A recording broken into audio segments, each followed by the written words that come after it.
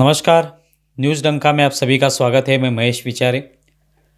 दोस्तों, पहलगाम में जो आतंकवादी घटना घटी, इसके बाद पूरे देश भर में एक गुस्सा है और हर कोई चाहता है कि इस आतंकवाद को अभी ख़त्म करने की आवश्यकता है।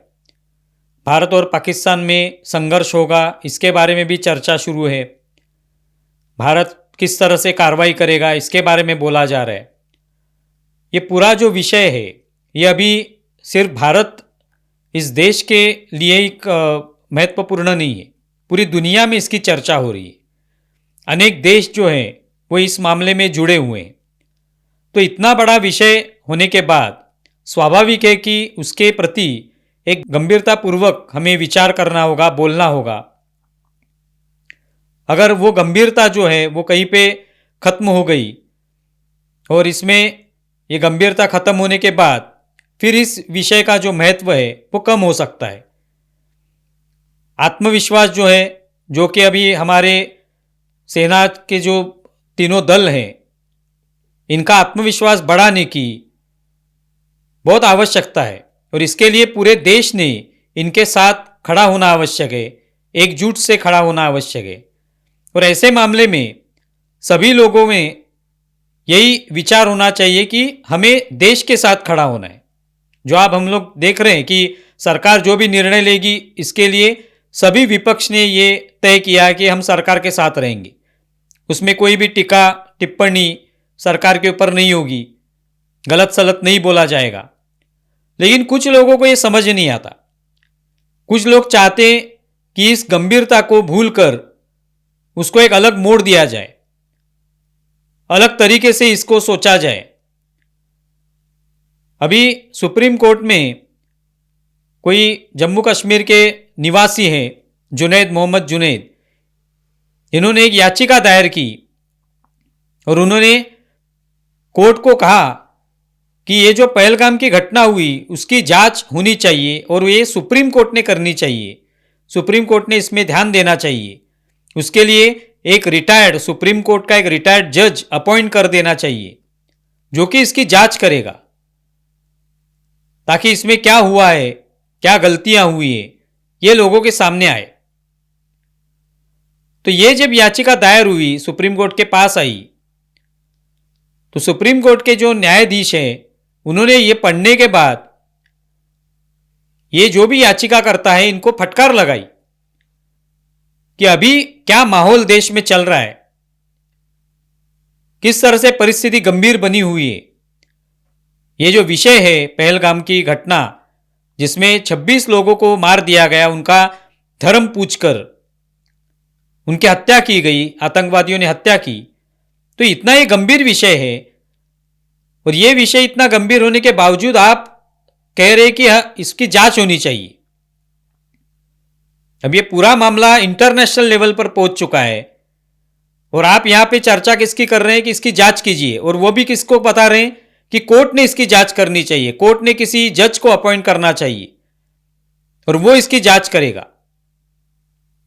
तो यही फटकार लगाई कि कोर्ट को ये कोई अधिकार नहीं है जांच करने का।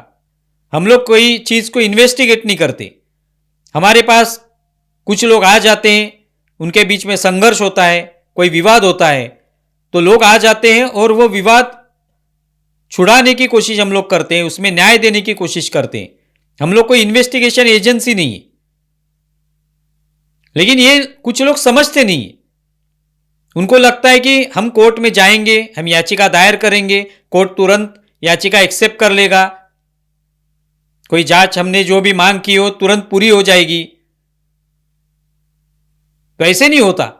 विषय की गंभीरता भी देखनी होती है। अभी सरकार पूरी क्षमता से ये जो 26 पर्यटकों को मार दिया गया, इस मामले में काम कर रही है। जो भी आतंकवादी थे वो कहीं पे भाग चुके हैं, कहीं पे छुप गए, जम्मू कश्मीर में ही है वो, उनको ढूंढने की कोशिश कर रही है, उनको अंजाम तक लेके जाने की कोशिश कर रही है।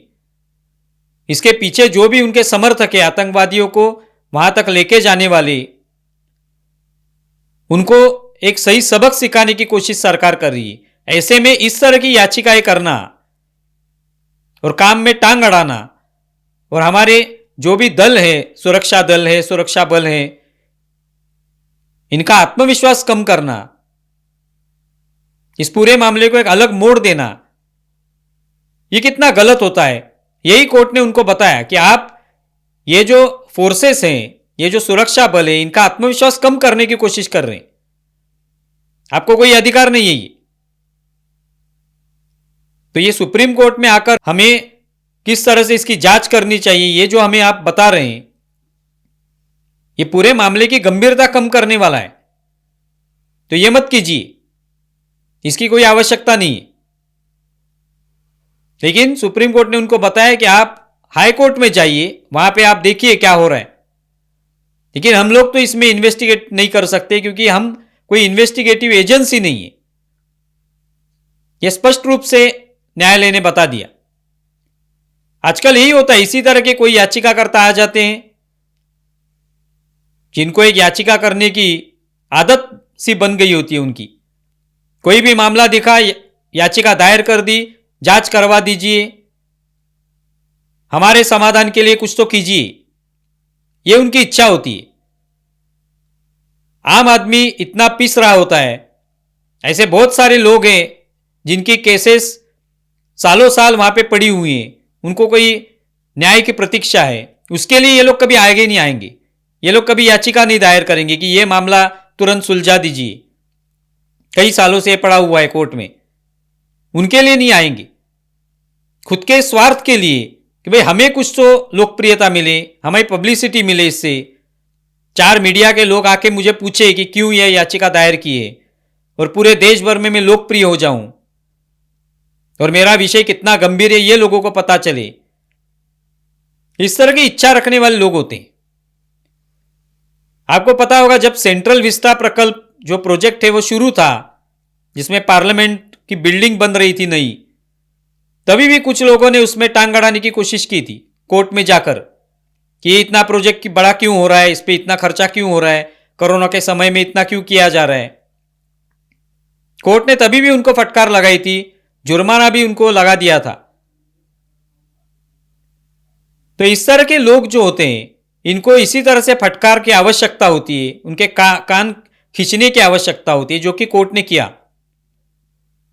वे बिल्कुल सही किया। अभी के समय सभी लोगों ने देश किस तरह से विचार कर रहा है, देश किस तरह के कदम उठाना चाहता है, इसके लिए सब लोगों ने साथ में रहकर देश के या देश के प्रधानमंत्री के साथ रहना आवश्यक है, उनका समर्थन करना आवश्यक है। तो उसके बजाय इस तरह की याचिकाएं करना और पूरे इस मामले को, उसकी जो गंभीरता है वो कम करने की कोशिश करना, इस तरह की कोशिश ये लोग करते हैं। अभी ये जो मोहम्मद जुनैद हैं, वो जम्मू कश्मीर के, उन्होंने जम्मू कश्मीर में क्या समस्या है, पर्यटक आते हैं वहां पे पूरे विश्वास के साथ, तो आतंकवादियों को मदद करने वाले भी लोग वहीं के हैं, जो उनको मदद करते हैं, जो उनको आसरा देते हैं। ऐसे बहुत सारे लोग जम्मू कश्मीर में हैं जो जम्मू कश्मीर को भारत का अभिन्न अंग नहीं मानते, वो खुद को भारतीय भी नहीं मानते।